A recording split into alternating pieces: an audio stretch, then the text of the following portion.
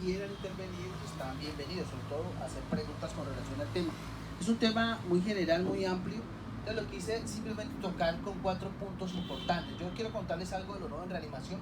Las guías de reanimación cambian en el próximo año. Entonces están saliendo artículos que y están hablando de lo que se va a cambiar. Entonces queremos ponernos un poquito a la norma de eso. Quiero hablar un poquito de líquido de electrolitos porque es una cosa que no hemos podido de alguna manera generar consenso. Ya hay un manejo de líquido de electrolitos que de alguna manera nos genera dificultades cuando recibimos los bebés en la unidad. Sepsis temprana porque me parece fundamental este tema, es de lo que más nos llega en urgencias. Hipoglicemia, que es un tema también debatido. Algo de las convulsiones neonatales, cómo enfocarlas y cómo manejarlas. Es simplemente una guía que va a presentar al final de convulsiones. Entonces, ¿qué hay de lo nuevo de reanimación? Esos son artículos que han salido en el 2017 y 2019 preparándonos para eso. Y digamos que en el 2015 nosotros teníamos todos estos procesos definidos, donde se cambió mucho lo que es verificar el equipo, retraso del pisamiento del cordón, no intubar los meconiados, la frecuencia cardíaca, evaluarla por estetoscopio. Ya antes nos decían que evaluáramos por monitoreo de electroencefalograma, electrocardiograma, etc. No es necesario, probablemente ahorita les voy a demostrar que el estetoscopio es mejor, los movimientos del tórax y frecuencia cardíaca. Entonces, en ese sentido, voy a mostrarles qué cambia. La intubación, con relación a la intubación, está cambiando, cuántas compresiones debemos hacer. Están recomendando mucho el uso de máscara laringe. Nosotros en la unidad y en la clínica tenemos que entrenarnos el manejo de máscara laringe. Les voy a demostrar por qué ya hay una gran cantidad de trabajos impactando y generando recomendación con máscara laringe, sobre todo en niños que llegan muy comprometidos y que no podemos intubarlo, tenemos dificultad con eso. Y lo de la verificación de la frecuencia cardíaca a los 60 segundos. Los medicamentos, el único medicamento que está recomendado para usar en reanimación neonatal es epinefrina. De resto no usamos más medicamentos, ni atropina, ni naloxona, ningún otro medicamento. El único para reanimar neonatos es este. Y miramos la temperatura que vamos a usar. Sobre todo porque en la temperatura están saliendo algunos elementos nuevos, que es lo que genera discusión. Si vamos a usar la famosa manta térmica o no. Entonces les voy a contar muy resumidito eso. Primer tema, con relación al campeo del cordón umbilical. Realmente la gran recomendación en este momento es que nosotros dejemos que la sangre fluya, por lo menos más de 1 o 2 minutos, para que el bebé tenga mejor resultado neurológico, menos transfusiones, menos anemia y probablemente mejor neurodesarrollo. Entonces, probablemente no clampearlos tempranamente, sino tardíamente. La discusión es que en esos que no alcanzamos a clampearlos, si le hacemos ordeño del cordón umbilical. Esa es una de las propuestas. ¿Saben qué es ordeño? Simplemente el ginecólogo hace y pasa la sangre. Entonces, eso puede ser una alternativa o no, como aparecen en los nuevos trabajos y probablemente salgan las nuevas guías de reanimación. Entonces, lo que se dice es que en bebés menores de 29 semanas, definitivamente no. 29 semanas o prematuritos, lo hagamos ordeño, porque pasamos un volumen muy alto y probablemente podemos generar hemorragia intraventricular o alteraciones a nivel cardiovascular. Entonces, no se recomienda todavía y falta mucha cosa para generar propuestas en ese sentido y hay que hacer más investigación. Con relación al clampeo después de 30 segundos en niños, lo que disminuye es esto. Estos son los elementos que se mejoran. Hay menos hemorragia intraventricular, menos necesidad de transfusiones, menos enterocolitis, pero no se tiene muy claro qué pasa a largo plazo. Es donde vienen los trabajos para definir es realmente útil el clampeo tardío del cordón umbilical. Entonces aparecen gran cantidad de trabajos. Entonces ya dicen, digamos, clampeo tardío, ordeño en niños mayores o entre 22 a 26 semanas. ¿Qué es lo que aparece en la literatura nueva? Si se dice que se puede hacer en menores de 29 semanas el ordeño. Entonces aparece este trabajo grande con relación a niños entre 22 a 26 semanas, si los podemos hacer ordeño del cordón umbilical. Y ellos encuentran resultados buenos. Digamos, esto es lo que se vendría para el 2020. ¿Vamos a usar el ordeño para menores de 29 semanas? Probablemente sí. Mire, dice que tiene mejor resultado cognitivo, mejor resultado del lenguaje. Las demás variables de neurodesarrollo no cambian mucho, pero la P es significativa con relación a que mejora esos resultados de neurodesarrollo. Entonces, este grupo encuentra en el ordeño, en niños prematuros, un elemento bueno a diferencia de lo que se pensaba en el 2015. Es el primer trabajo que sale con eso. Entonces, todavía, digamos, es el único trabajo. Cuando uno tiene un solo trabajo que dice que eso es bueno, no necesariamente uno va a copiar esa norma. Hay que esperar más publicaciones, mejores resultados, y probablemente el 2020, que es la pregunta de investigación que se quedó para la publicación del próximo año, se dirá si el ordeño realmente puede ser útil en los prematuros. Todavía no lo hagamos, o sea, esperemos todavía, no lo hagamos todavía el ordeño, pero probablemente se venga para el año entrante, y esa pregunta vuélvanos a hacer el próximo año a ver si de pronto vamos a hacer ordeño. Este es un estudio con relación a los 4 años de seguimiento de niños que le hicieron campeo tardío no necesariamente prematuros, sino niños a término, niños más grandecitos. Y lo que ellos encuentran es que lo que mejor desde el punto de vista de neurodesarrollo tienen los bebés que le clampean tardíamente el cordón es neurodesarrollo fino y todo lo que es el comportamiento social y personal. Lo demás casi no hay cambios a largo plazo. O sea, si lo que uno pensaba que el clampeo tardío podía mejorar mucho el neurodesarrollo, pues no es tan cierto. Probablemente puede servir mucho en los niños prematuros, pero no creemos o no se ha evidenciado en el niño a término, pero sí en el desarrollo fino y en el comportamiento social y psicomotor de esos bebés a esos 4 años. Entonces, este es otro trabajo que sale comparando esos dos, el clampeo temprano y tardío de los niños y mirando mortalidad, que dice Cochrane con relación a eso. Ellos encuentran que la mortalidad hospitalaria probablemente es un poco menor en los que tiene clampeo tardío. Hay una significancia estadística del clampeo tardío, dice Cochrane. Entonces, definitivamente sí es impactante en mortalidad, no es en neurodesarrollo motor grueso, sí en el fino y en la parte social disminuye mortalidad. Entonces, a favor del clampeo tardío, digamos que eso es positivo. Probablemente menos transfusiones, negativo para transfusiones, menos transfusiones sanguíneas en los prematuros, menos resultados con relación a transfusión con toda la evidencia del caso. Y en ese sentido es, por eso lo estamos de alguna manera promocionando y lo tenemos que seguir haciendo. Demora en el clampeo y mirar eso recién nacido a término con relación a la reanimación y qué otros resultados podemos tener, más trabajos de investigación. Entonces digamos que la presión sanguínea es mucho más estable en los que hacen clampeo más tardío, los 5 minutos. Entonces la gente se dice, ¿lo damos clampeo tardío al minuto o a los 5 minutos? Entonces aquí en este trabajo muestran que a los 5 minutos hay un mejor resultado de presión sanguínea arterial y de oxigenación cerebral. Entonces, con significancia estadística. Entonces, ¿cuánto tiempo lo vamos a dejar? ¿1 minuto o 5 minutos? El próximo año, con todos esos estudios que están saliendo, nos van a decir, no lo dejemos 1 minuto, dejémoslo más de 1 minuto. Y probablemente es casi cerca a los 5 minutos. Este es uno de los trabajos que demuestra eso.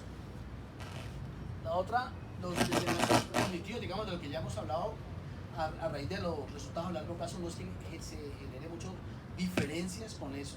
Y todavía faltan trabajos pues, que le permitan a uno decir qué tanto tiene de beneficio el clampeo tardío. Pero definitivamente el clampeo tardío es una alternativa a considerar.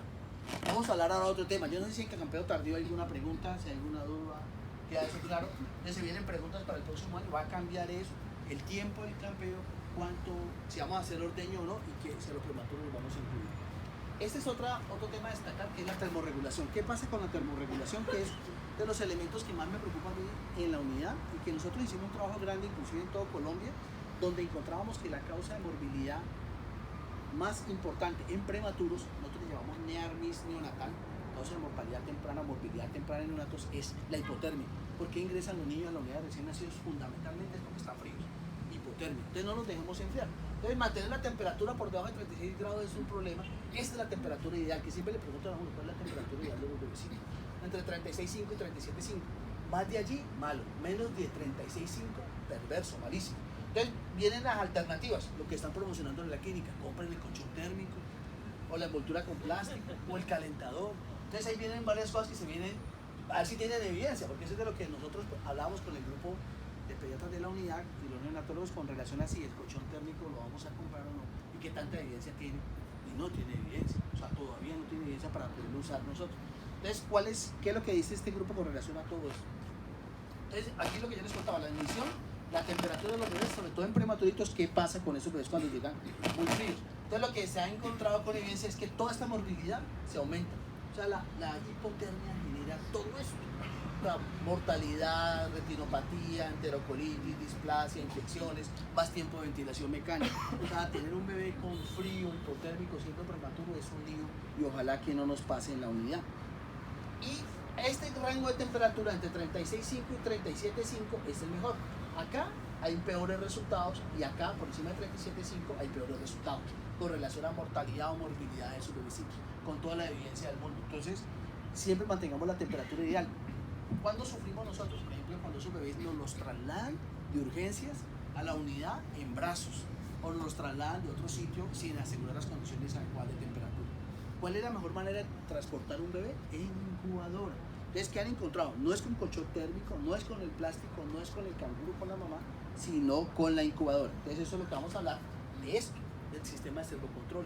Servocontrol, ¿quién lo da? La incubadora. Entonces es simplemente un aparato que mide la temperatura, está ajustando la temperatura del bebé y yo estoy controlando eso permanentemente. Por eso cuando hacemos revista en la unidad siempre miramos cómo está la temperatura de la incubadora, etc. Yo no sé si alguien aquí sabe cuánto es la temperatura de la incubadora de un bebé cuando está en una unidad de recién nacidos y cuánto es la temperatura para yo traerlo de sala de operaciones. Entonces la temperatura que ustedes deben de colocar en la incubadora estando para traer un bebé cuando lo reaniman es 35 grados la temperatura. Y cuando ya está dentro de la unidad de 32,5, 33 grados, ¿cierto? Ellas son las que más saben de eso. Entonces mantener la temperatura allí es lo que uno tiene que hacer. No me traigan bebés sin que haya esté la incubadora prendida y que esté a 35 grados. Entonces eso es claro. Y esto tiene toda la evidencia. La mejor manera es la incubadora, no es el colchón térmico ni el plástico. Probablemente el plástico ayuda un poquito, pero este sistema es el que ha generado mejores resultados y menos asociación con resultados adversos. No sé si con temperatura hay ninguna pregunta, eso es lo que les quería contar. Esto es muy cortico, son tips que les estoy dando, pero que de alguna manera nos puede servir. Meconio, ¿qué vamos a hacer con el meconio? Entonces esto está más discutido. Aquí hay colegas que discuten mucho este trabajo, con relación a que este trabajo digo que no le volviéramos a aspirar a los niños meconiados la boca, ni la nariz, ni nada de eso, porque este trabajo no completó el tamaño de muestra y porque este trabajo, mire que la LOR y el intervalo de confianza pasa el 1 con relación a la necesidad de ventilación, intubación, mortalidad y aspiración de meconio.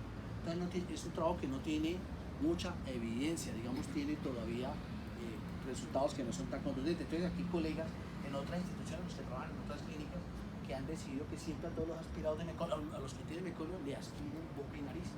En 2 o 3 instituciones de la ciudad son máster que no han querido cambiar allí. Pero la recomendación es no pasarle la sonda. ¿Por qué? Porque al pasar sonda nosotros nos deprimimos.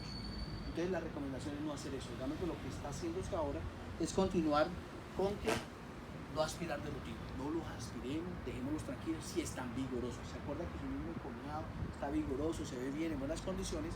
No lo aspiren, déjenlo tranquilo y le limpian después al rato la boca, pero no le metan sonda. Meter sonda es igual a reflejo vagal y a problemas con el bebé. Entonces, esto es un concreto con relación a esa decisión de aspirar o no aspirar los bebecitos, pero esos concretos no tienen todavía pues, todos esos resultados contundentes. Entonces es una pregunta que van a contestar en 2020, se van a cambiar, porque hay 2 trabajos publicados en 2 universidades de los Estados Unidos donde dicen que les fue mejor cuando aspiraron el meconio de la boca. Entonces estamos esperando esos resultados, por eso todavía aparece esta diapositiva que vamos a ver que nos van a volver a decir en 2020. Si lo cambian, esperaríamos eso, pero por lo pronto seguimos todavía no aspirando. Oxígeno. Entonces la otra pregunta, yo ya lo tengo con buena temperatura, lo reanimé y todo eso. ¿Con cuánto de oxígeno lo voy a llevar a la unidad? Esa es la otra pregunta, ¿cierto? ¿Qué oxígeno? Si tiene menos de 35 semanas, entre el 21 y el 30%. No le ponga más oxígeno. No reanimen niños con oxígeno, más de 30% es la recomendación. Porque el oxígeno es estudiantes, un radical libre. ¿Qué es un radical libre? Eso. Una molécula que tiene su valencia o su estructura más externa, un orbital de más, un electrón de más. Y eso es casi como, yo les digo a los estudiantes que es un ¿qué, Catherine? ¿No te acuerdas? ¿No? Un prostituto, dice Catherine. ¿Por qué? Porque tiene más, una o dos más valencia para entregársela a cualquier membranita mal puesta por allí. Las membranas mal puestas son del cerebro, del pulmón, de la retina, etc. La daña, la desconfigura, es un radical libre. Entonces el oxígeno es el radical libre más dañino que hay. Entonces nosotros no podemos colocar oxígeno muy altos porque en niños en los cuales les colocan oxígeno alto, mire este metaanálisis demuestra que mayores de 35 semanas pueden aumentar la mortalidad. Entonces realmente la recomendación inclusive en menores de 35 semanas es hasta el 30% y en mayores de 35 semanas al 21%. Nosotros la idea es reanimar siempre al 21, no reanimar más de oxígeno en niños a término. Entonces esa es la recomendación porque el oxígeno acuerde que es un prostituto. Entonces es varios ensayos clínicos que me estaban demostrando que reanimar al 21% en más de 2.000 pacientes resultó mejor, con menos mortalidad a largo plazo en esa población. Entonces digamos, evidencia para eso hay suficiente. Entonces todo esto desde el punto de vista de neurodesarrollo, desde el punto de vista de encefalopatía y todo lo demás, no lo aumenta porque uno puede pensar, ¿ves? Si yo lo reanimo al 21% va a tener problemas más daño neurológico. Mire que no, pasa al 1, entonces no tiene significancia estadística. Entonces no es la recomendación. Eso, el uso de oxígeno, concentraciones más bajas y en niños a término al 21%. Vamos a hablar ahorita de ventilación, oxigenación. Ahora, cuando uno reanima a un bebé, uno mira cómo lo reanima y qué utilizar en esa reanimación, ¿cierto? ¿Cuáles son las estructuras? Entonces uno puede usar esto. ¿La pieza en T cuál es? La pieza en T es el famoso neopuff, o la voz inflable. Y la autoinflable son los ambos que nosotros tenemos, y les voy a hablar de máscara de laringe y cómo reanimar niños más pequeñitos. Entonces está la evidencia de la máscara de laringe. Este es un referente que salió con relación a la reanimación con máscara de laringe, que es lo que les cuento que están ahorita trabajando y recomendando. Entonces estos son 7 ensayos clínicos. Miren la cantidad de neonatos utilizando máscara de laringe, y con máscara de laringe hay menos necesidad de intubación, menos necesidad de usar bolsa y máscara, menos necesidad de ingreso a la unidad de cuidado intensivo y menos necesidad de intubación como tal. Entonces esto ya nos confirma que la máscara es una herramienta útil en sala de parto. Hay que tener, el problema es que no tenemos tamaños adecuados para prematuros y hay que entrenarnos en eso. Entonces yo no sé qué tanto el equipo nuestro está entrenado, pero sí se viene un avance grande con eso de máscara laringe. ¿Por qué máscara laringe? ¿Por qué creen ustedes que máscara laringe es mucho más útil? Porque máscara laringe no estamos invadiendo el bebé, no estamos metiendo en un tubo ni en el traqueal. Entonces el hecho de manejar ventilatoriamente y reanimar a cualquier ser humano con menos invasión es menos dañino. Entonces se viene gran cantidad de trabajos con esto, y creo que el próximo año nos van a decir que tenemos que usar máscara laringe. Nos toca tener las máscaras laringe y empezarnos a entrenar probablemente en esto. Esto es una cosa que había salido, que es la inflación sostenida pulmonar. Uno antes recibía a los bebés y le metió la inflación un rato, se quedaba uno un minuto ahí inflando el pulmón para que se expandiera el pulmón. Esto resultó, y creíamos que iba a ser bueno, se empezó a hacer en prematuros, pero ha demostrado que esto es malo. Este es el estudio que demuestra que eso en prematuros y en niños en general genera daño, y ha demostrado que realmente no disminuye todas estas morbilidades que pensábamos que iba a suceder, que disminuir displasia, mortalidad por el componente neurológico, y no demostró que ese tipo de insulación fuera efectiva.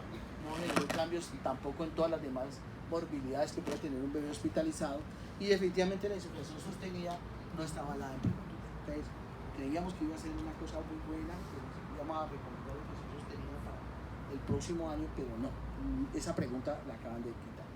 Y lo que se viene también como nueva recomendación, nos toca aprender a utilizar la administración de surfactante con una técnica mínimamente invasiva, LISA se llama eso. O sea, ¿qué es eso? Que el surfactante hay que pasarlo por sonda. Entonces, LISA, para pasar por un catéter pequeñito, pasarlo por vía intratraqueal, es la recomendación que se empezó a hacer, que utiliza en niños, tiene unos resultados positivos, unos trabajos que ya se están dando. Y aquí en este trabajo muestra que cada vez se está usando LISA en el mundo. Miren. LISA, esto es tubo, y estos son los que no usan surfactante. Pues también hay un grupo grande que no se está usando surfactante como hacemos nosotros. Tubo cada vez es un poquito menos, y LISA, todo el mundo está queriendo usar LISA cada vez más para mirar qué pasa. ¿Y qué pasa con LISA? Si ustedes ven acá, los pacientes que se le utiliza LISA, que están en este colorcito, tienen menos displasia que los que se intuban. Los que tienen tubos son estos oscuros, hacen más displasia, más patología pulmonar, y se cree que probablemente LISA tenga la técnica mínima invasiva para administrar surfactante, tenga mejores resultados, y probablemente nos toca entrenarnos. No es fácil, pasar un tubo es difícil, ahora pasar una sonda con esa vía traqueal prematuro peor, toca tener mucha experiencia. Esa es la gran preocupación nuestra, porque para poderla usar LISA disminuye hemorragia intraventricular, porque yo no estoy invadiendo el paciente, estoy pasando el surfactante a través de la sonda, y que probablemente esos pacientes tengan mejores resultados neurológicos con LISA. Esta técnica probablemente es, de acuerdo a estos resultados de metaanálisis y todo lo demás, tiene todas las consideraciones de ser muy buena, aunque cuando se hacen estudios para evaluar mortalidad no es tan importante, pero sí para disminuir displasia, como se ve en esta metaanálisis. Displasia lo disminuye, necesidad de ventilación mecánica la disminuye, en total ventilación mecánica es menor utilizando LISA, o sea, es una técnica adecuada. Entonces, definitivamente es una administración menos invasiva para el prematuro, menos daño y mejor oxigenación cerebral, y probablemente LISA debe ser considerado, es lo que dicen los autores, para el 2020. Entonces nos va a tocar aprender a usar LISA, probablemente tengamos que usar LISA y nos van a obligar a usar LISA para que vamos pensando en esos niños para el próximo año. Frecuencia cardíaca, ¿cómo la evaluamos? Entonces nos dijeron que teníamos que llevar un monitor. ¿O qué hacemos? ¿Tapamos el cordón? Eso no sirve. Uso periférico no sirve. Con endoscopio lo que más sirve. Monitoreo no es tan seguro. El monitoreo, cuando el bebé está en las primeras horas de vida, puede tener unas interpretaciones no tan creíbles como pensábamos. Entonces estábamos recomendando en el 2015 eso, pero en este momento están hablando que es mucho mejor evaluar frecuencia cardíaca con frenendoscopio. Entonces, evaluar la frecuencia cardíaca con el endoscopio y entrenarse con este tipo de programas sería lo ideal. Es un programa que se baja por internet, por sus teléfonos celulares, y allí tiene todas las pausas de que nosotros cómo empezamos a reanimar y nos dan toda la secuencia, reanimación y todo lo demás. Es bien bonito, evalúa toda la manera en que nosotros, y esto aparece en estos dibujitos donde nos dice cuánto tiempo y cómo reanimamos los bebecitos. ¿Cómo está? Buenas noches. Este es bien importante y es uno de los mensajes que yo quería dejarle aquí al grupo en esta parte de reanimación. Es que ojalá cuando le demos salida a los bebés hablemos de ellos de reanimación para los papás. Reanimación básica para los papás, sobre todo desde el punto de vista de la parte ventilatoria en niños de riesgo, prematuritos, nosotros cardiopatía, bueno, damos a niños con malformaciones, a sus papás explicarle mucho sobre reanimación al egreso. Y esa reanimación, esa capacitación debe estar antes del egreso de los bebés y se explica básicamente cómo el manejo de la vía aérea. Recuerden que recién nacido solamente es vía aérea, nosotros necesitamos hacer masaje con vía aérea y sacando vía aérea el bebecito sale adelante, y eso es lo que tratamos de decir a los papás. No hagan masaje cardíaco, con eso, aunque manejen vía aérea es suficiente y con eso reaniman los bebecitos. Estudiantes, todo el mundo debe explicar eso a los papás al egreso, que es bien importante estar haciendo esa recomendación. Entonces, se calma mucho la ansiedad, la intranquilidad, les quita realmente algún temor de llevarse los bebés, y eso está demostrado con diferentes trabajos de investigación. Preguntas de reanimación, eso fue todo de reanimación. Pero más de 15 minutos por cada uno, no sé tan largo esto, ojalá que no nos demoremos tanto. ¿Preguntas? ¿Alguna recomendación? ¿En urgencia? ¿Algo que pase diferente? ¿No? Bueno. Entonces vamos a hablar de líquidos. Líquidos solamente para darle tres mensajes con relación a líquidos. Sí, señor. De pronto retrasará un poco el tomar la frecuencia cardíaca durante la reanimación. O sea, pues... No se hace durante la reanimación. Recuerden que las pautas de reanimación es que tú haces el paso de reanimación y después evalúa al paciente. Sí. Entonces uno toma la frecuencia cardíaca y después dice, ¿tiene tanto? Entonces sigue cuál paso. Tú estás reanimando, por ejemplo, con ventilación a presión positiva. Son 60 segundos. Termina ventilación a presión positiva, tome frecuencia cardíaca. ¿Frecuencia cardíaca en cuánto tiempo? 6 segundos. Lo multiplica por 10, tiene tanto. ¿Le hago masaje o le hago esto o corroboro Mr. Sopas, que se llama? ¿Se acuerdan de Mr. Sopa? Mr. Sopa. Todas esas cosas que uno te está haciendo realmente, porque la idea no es hablar de eso, pero sí es la secuencia que uno hace normalmente. Entonces, el líquido de electrolitos, realmente es simplemente recordar que el líquido amniótico es fundamental para que el bebé esté en buenas condiciones. Lo produce el pulmón, lo produce el riñón, lo produce la piel, y tiene una concentración, una cantidad bien importante y una producción durante toda la gestación como tal. Y tiene una cantidad de concentración de agua que es la que define el peso del bebé, que entre más chiquiticos esa cantidad de agua es el peso del bebecito. Entonces, entre más prematuritos, más agua.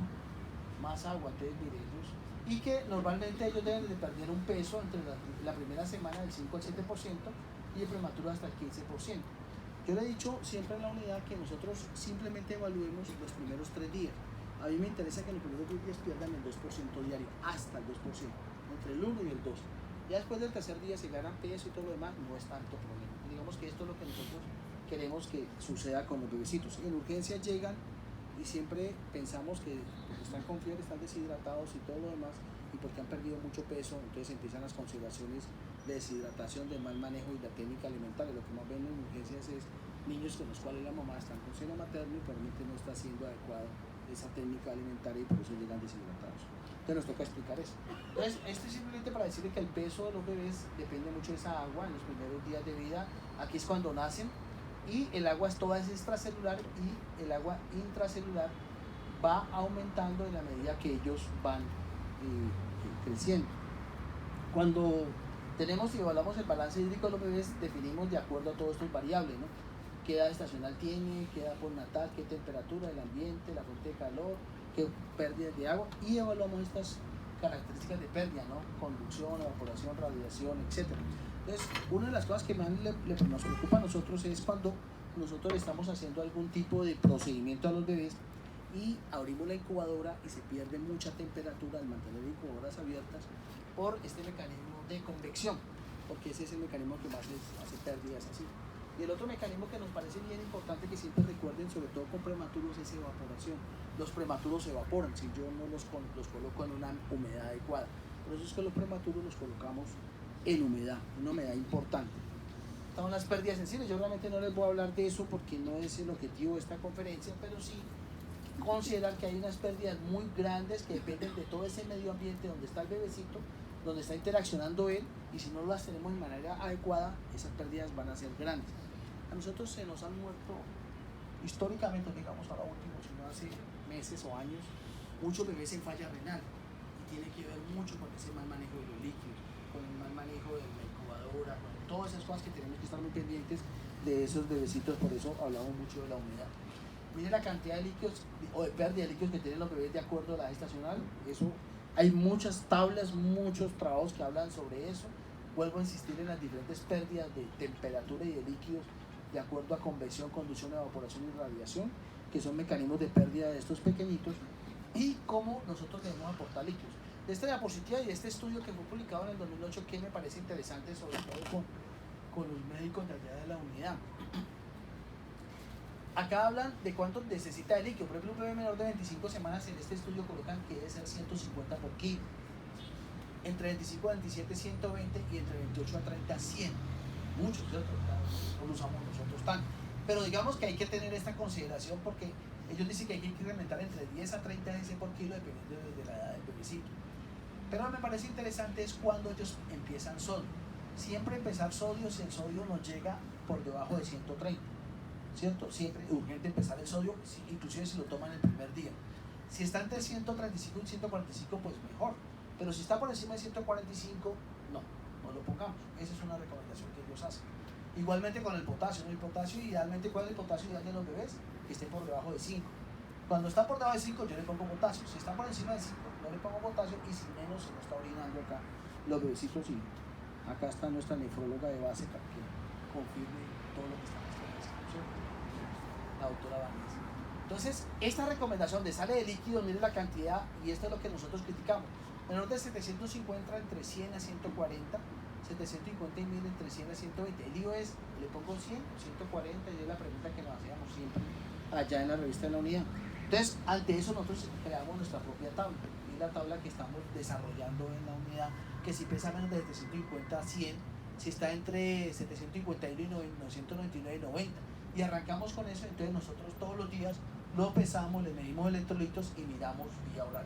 Como estamos empezando tan tempranamente vía oral, esa vía oral cuenta con el manejo de líquidos.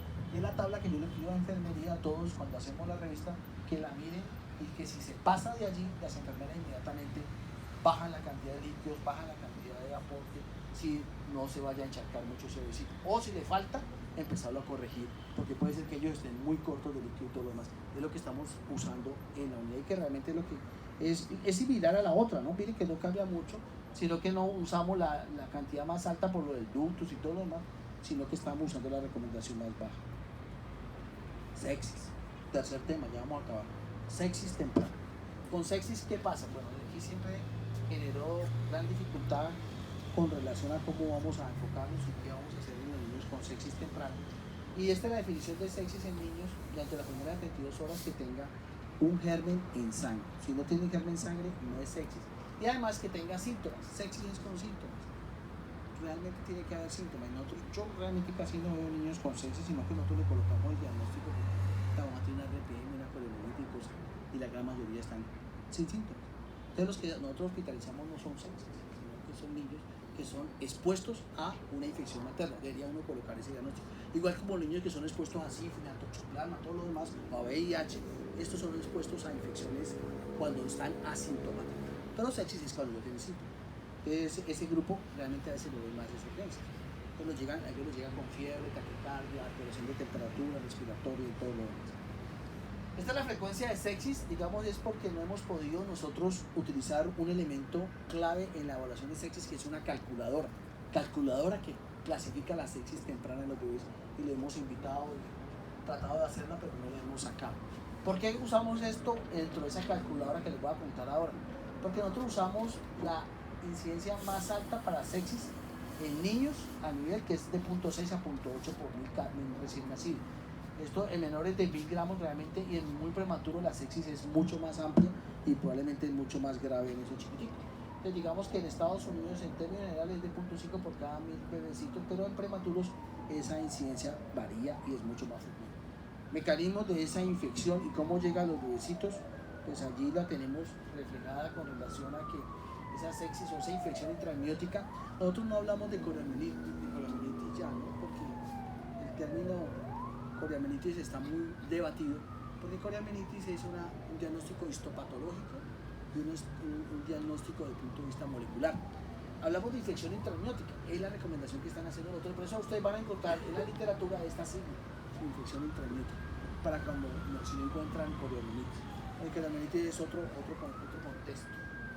Uno quisiera que los ginecólogos le tomaran cultivo ahí de líquido amniótico apenas van a donarse el bebecito y uno le ayudaría mucho para ese diagnóstico de coriamnitis, pero realmente no lo hace.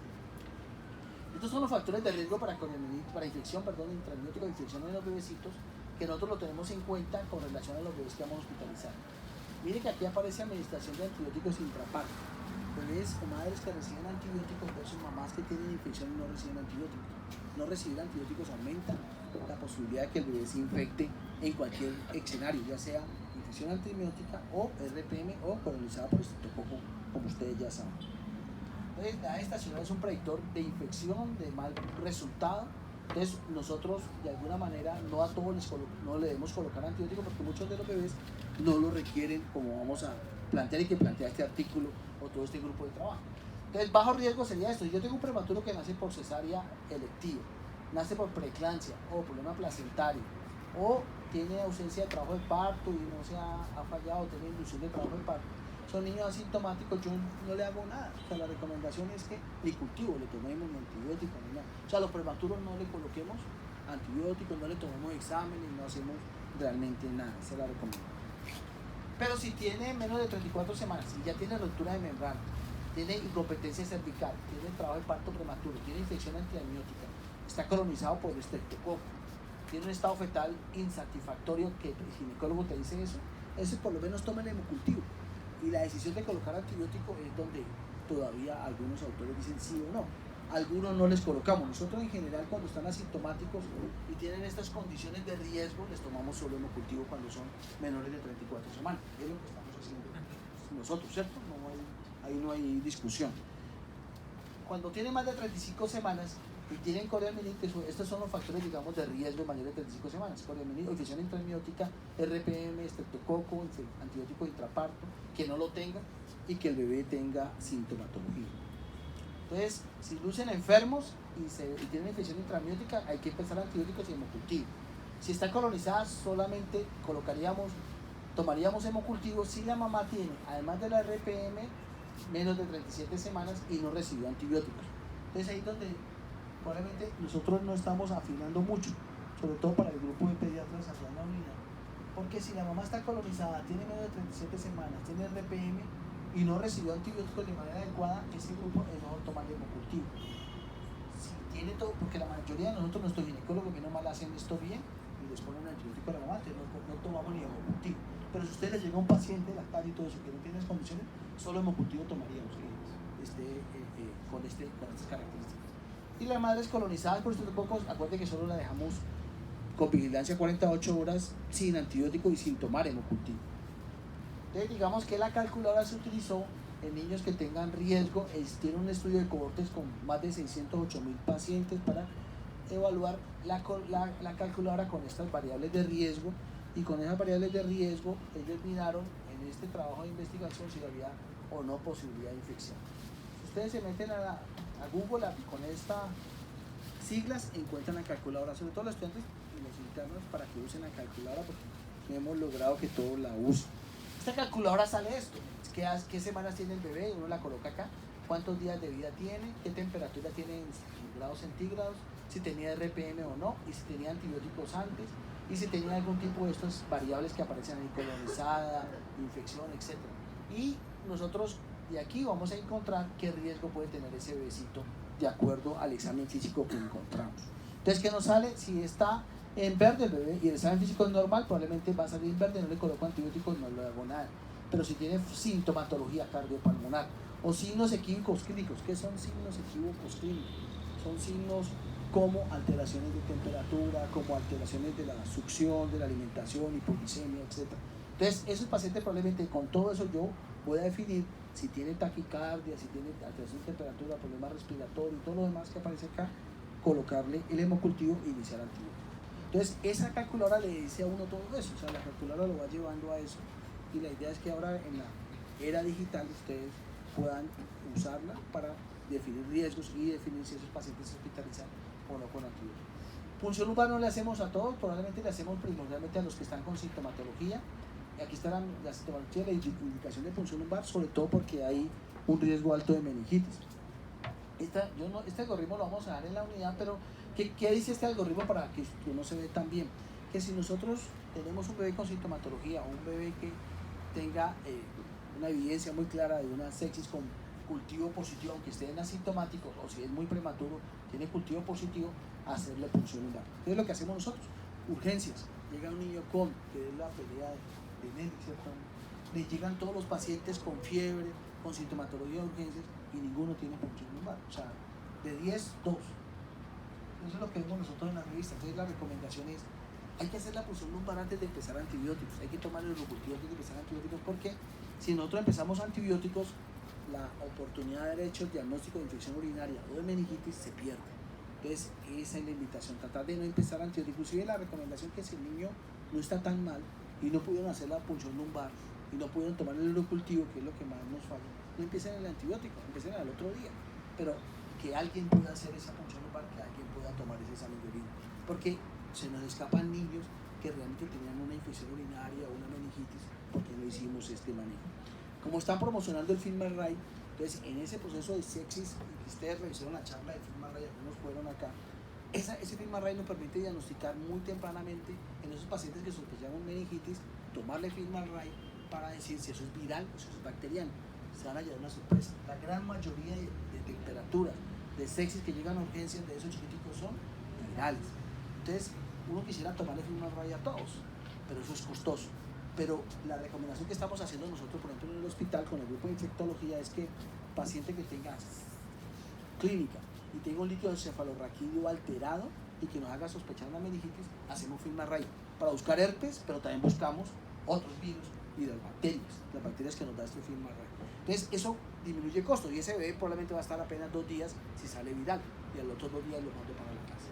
Ojalá se pueda instaurar aquí en la clínica porque eso lo hace que no tengamos tantos pacientes hospitalizados y menos uso de antibiótico en eso que decimos. Entonces, esto es con relación a punción lumbar. El hemograma, simplemente para contarles que el hemograma, de acuerdo a todos los estudios, en sepsis temprana no sirve para nada. O sea, mostró una sensibilidad y especificidad muy baja. Procalcitonina en sepsis temprana no sirve para nada. Sensibilidad y especificidad muy baja. Entonces, definitivamente no la estamos usando. No mandemos procalcitonina en neonatos. Eso realmente, acuérdense que para que la procalcitonina tenga algún tipo de acción o evidencia y algún reporte, inclusive la misma proteína ser reactiva, tienen que haber pasado más de 24 horas para que ese reactante no se produce en el hepático. Entonces no es muy sensible. En menos de 34 semanas, realmente aquí es con relación a los gérmenes. Nosotros sabemos que usamos ampicilina agente y ahí está la recomendación porque tenemos más E. coli, tenemos más estreptococo, tenemos listeria y tenemos a veces estafilococo, pero es lo menos frecuente.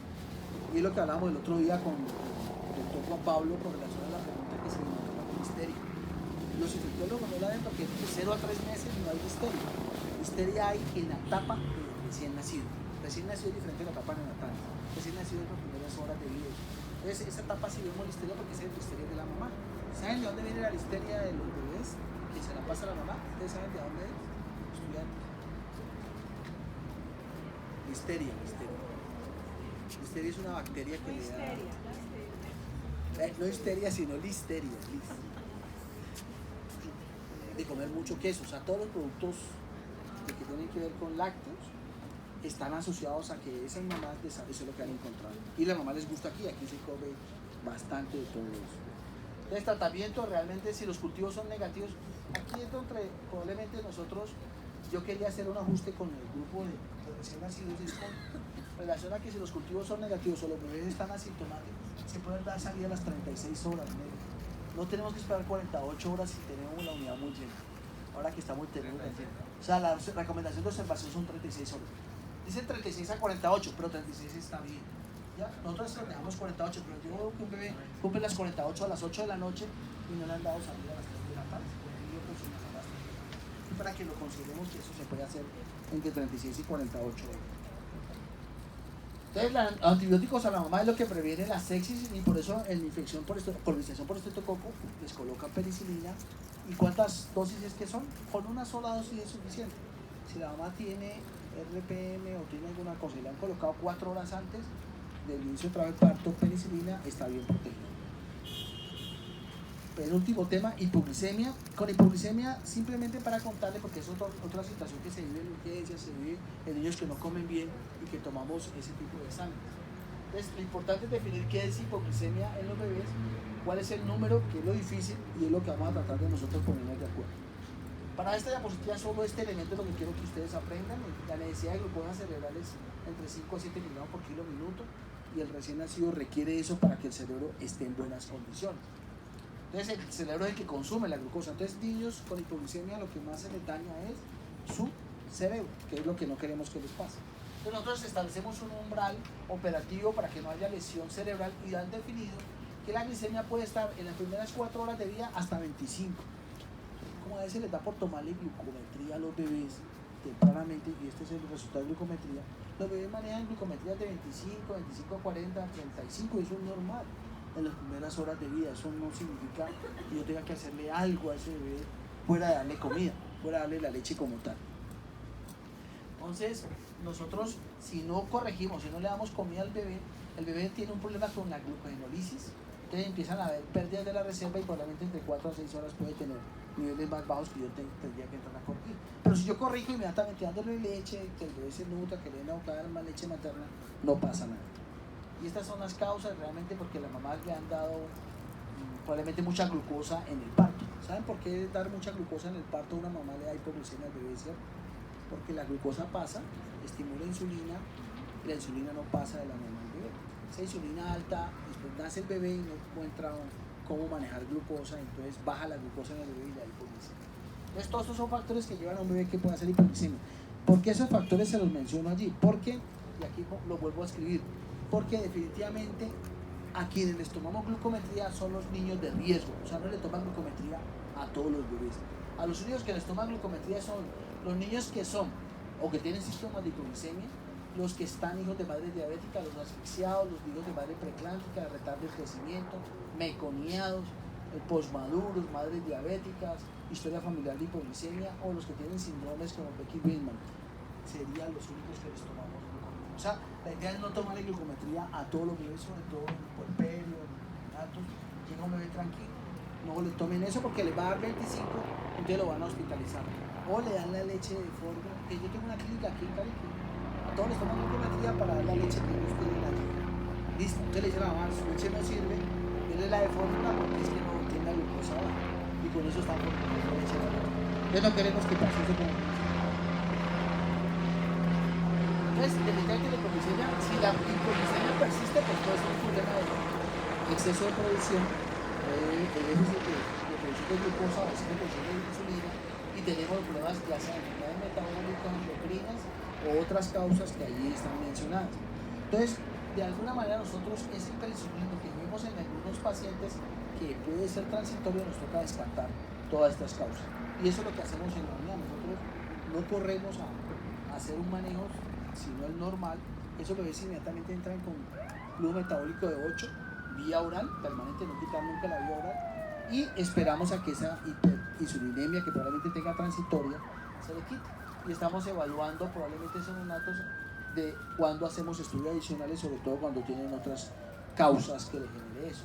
Entonces, definitivamente hay que manejar niveles de glucosa en niños sintomáticos, asintomáticos. Aquí está un nadir de eso, y cuando empezamos a hacer el manejo de esos chiquiticos. Realmente la mayoría de trabajos habla de que nosotros no usemos bolos, sino que usemos básicamente la ingesta, control cada 30-40 minutos y flujo metabólico de 8.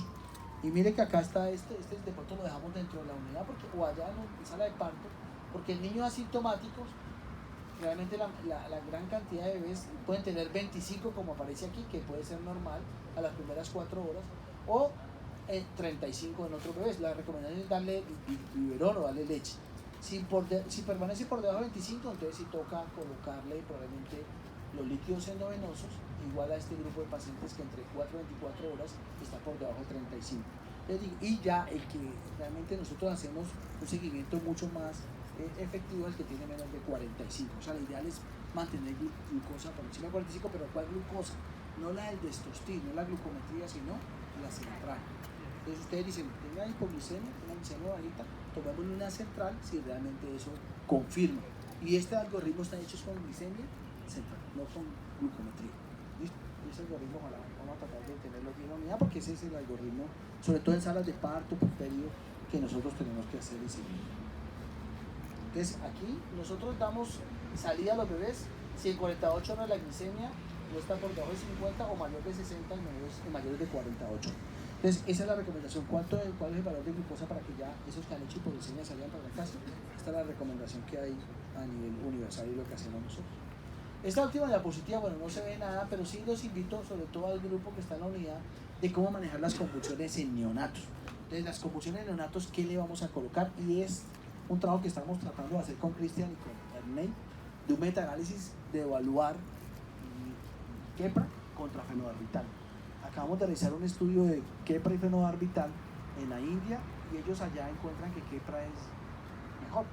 Pero resulta que evaluaron las convulsiones en niños desde el punto de vista clínico, no tomaron el electroencefalograma. Entonces digamos que hay un error grande en el diseño de ese trabajo de investigación. Y la gran mayoría de trabajos y metaanálisis que salió, es un metaanálisis salió hace 3 años, en el cual cogieron todos esos estudios, unos con electro, otros sin electro, otros clínicos, no clínicos, y tienen una cantidad de errores de diseño porque meten pacientes sin tomar electro. Entonces queremos hacer un metaanálisis con solo los estudios que hay con relación a solo tomado el electro y con eso mirar en ese metaanálisis si realmente qué frenó que fenobarbital. No se sabe si es mejor. La recomendación que aquí dice que no se ve muy bien en estas guías del CIBEN, que es lo que están recomendando, es que debemos de dar inicialmente fenobarbital.